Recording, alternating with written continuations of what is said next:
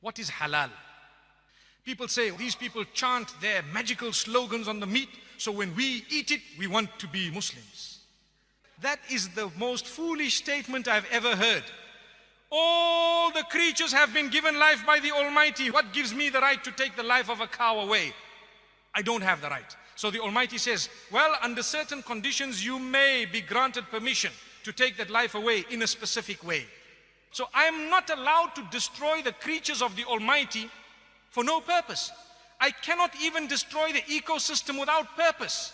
If I want to cut trees down, I need to ask myself, why am I doing it? If there's no purpose for it, leave the tree. It has life of a different nature. You're a Muslim. You need to be at peace with everything else.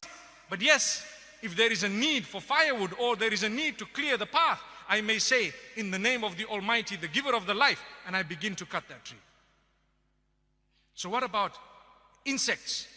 Before you spray your mosquito repellent, that little sound that irritates you, before you spray your doom, you say in the name of the Almighty, Bismillah, you spray your doom. What happened? They were doomed. But that was for a purpose. You don't just go and destroy. If a reptile is harming you, you may, by the name of the Almighty. You need to take His name because He's the giver of that life. Who are you to take it away? So when it comes to the animals, there are certain animals that are permissible to eat. You cannot just be barbaric. The way you have treated the animal from the point of its birth to the point of its slaughter is extremely important. You need to be completely humane even with animals. You need to treat them, give them that life that they deserve, feed them properly, give them that air and the space. If you were to look at abattoirs that belong to non-Muslims, they are very barbarically run. To be honest with you, I've visited, I've seen, we are so shocked, nauseating. And people say, yeah, you guys are doing something that's very barbaric. Oh, come and see, we'll show you how it's done, come. So now when we get to the cow, for example, or the sheep that has been fed properly, and it has not been force-fed and kept in a pen like the ducks of the world and the chickens that don't even grow feathers anymore because they are modified. Their sole purpose of being given life is to grow until they are killed brutally in order to be served on the table. Not halal. We don't want that. It must be accorded its life. It must be treated as a proper chicken. It must be treated as an animal, a bird, whatever it is. It must be fed properly. And at the same time, you bring it to the pen. You slaughter it in a way that it does not witness the others. And at the same time, such a sharp blade.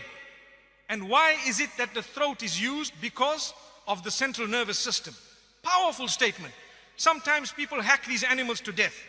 People say, you need to stun these animals. Did you know that there is research that proves that stunning an animal actually creates greater pain than if you don't stun the animal? People say, how? Go and check. You're confusing the animal totally. You're killing it unconscious. What are you talking about? Amazing. If you were to get cut with a blade as you're shaving, you won't even know that you're cut until water goes on it. Why? The razor was very sharp, very sharp. So we are to use a sharp blade, quick slice.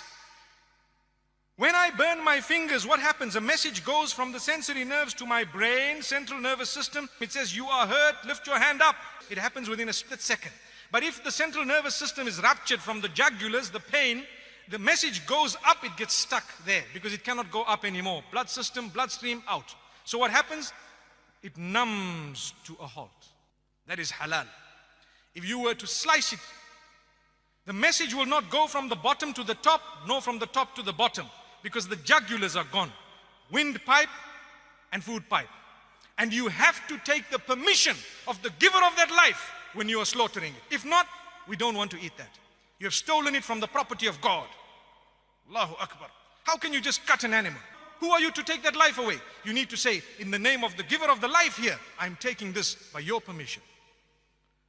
Such a humane way, beautiful. That is termed halal. You are taking the life away. And this is the original system of the Jews and the Christians. It is the original system that was taught by all the messengers.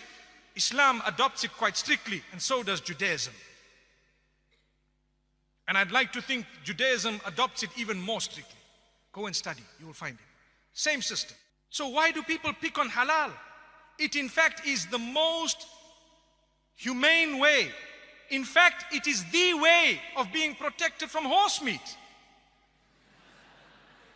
Allah protect us, yes. And the supervisors will ensure that things are happening.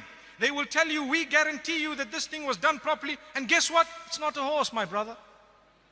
It is a privilege and honor to eat something that was slaughtered by the name of the giver of the life. To say, only for eating purposes, consumption, we took into consideration every rule that you have put. And we have actually fulfilled everything. So we hope we will now get the blessing of the food that we put into our mouths. If not, I'd rather eat the vegetables. May Allah protect us, really.